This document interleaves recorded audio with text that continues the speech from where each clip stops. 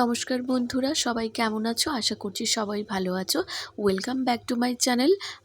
আর আমরাও ভালো আছি। আর এই যে ছোট্ট মেয়েটাকে দেখতে পাচ্ছ, একে তো তোমরা সবাই চেনো। এ হচ্ছে আরোহী।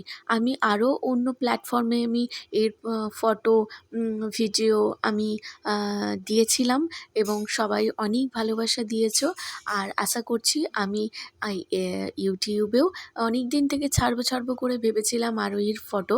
তো তোমরা অনেকেই কমেন্ট করেছিলে আমাকে ইউটিউবে যে আরোহী কে? আরোহী তোমার কে হয়? তো সেজন্যই আজকে আরোহীর কিছু ভিডিও তোমাদের সাথে শেয়ার করলাম।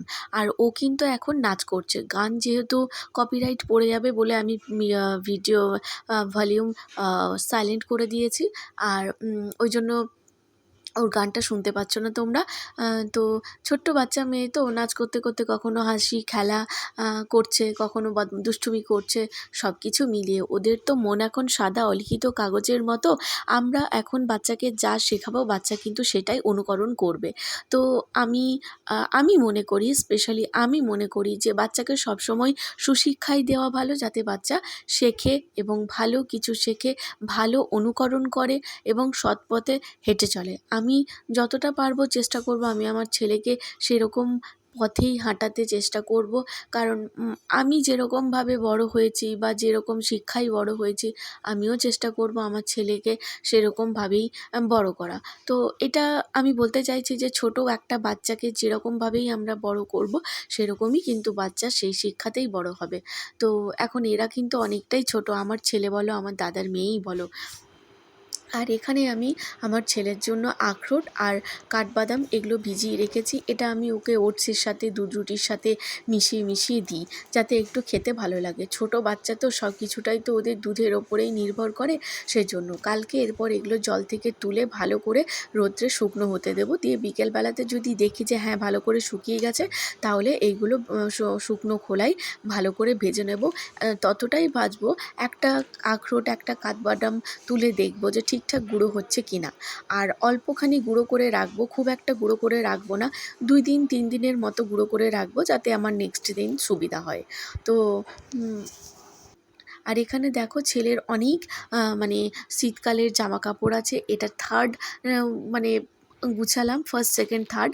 তো অনেক প্রচুর শীতকালের জামা কাপড় হয়েছিল, এটাই লাস্ট। এগুলো সব গুটিয়ে পাটিয়ে রেখে দেবো, আবার পরের বছর এগুলো নামাবো।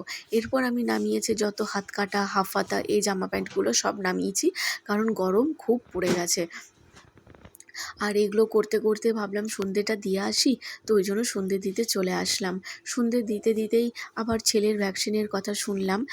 দিদি ফোন করেছিলেন যে ছেলের ভ্যাকসিন কালকে হওয়ার কথা ছিল, কিন্তু কালকে হবে না, কিছু কারণের জন্য হয়তো কালকে হবে না, সেটা পরশুদিন হবে।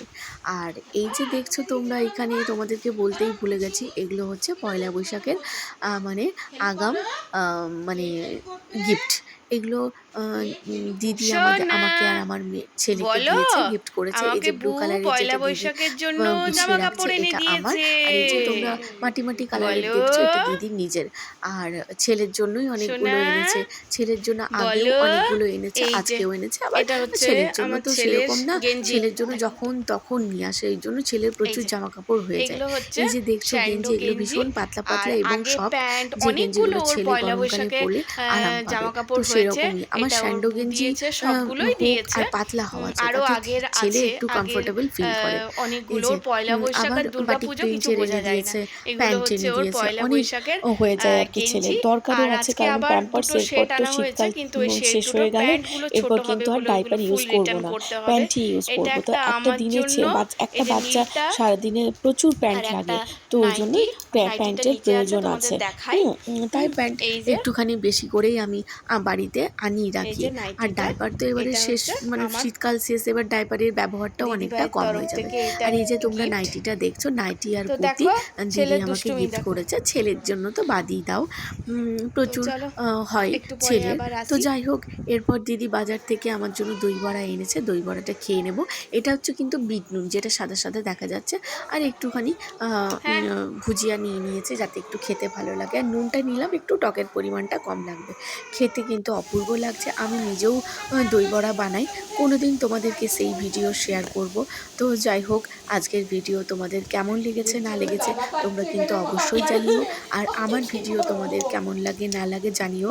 অনেক ভাই বা দিদি আমাকে তোমরা ভিডিও করো, আমার কমেন্টগুলো দেখতে খুব ভালো লাগে। আমি কিন্তু আমার আমার তো সাবস্ক্রাইবার কম, এখন তো আমি নতুন। তো যাই হোক, 2টো 3টে 4টে 5টা 6টা 10টার মতো কমেন্ট আসে আমার। তো তোমরা কিন্তু ভালো ভালোই কমেন্ট করো, এজন্য আমি কিন্তু খুবই খুশি। আজকের মতো টাটা।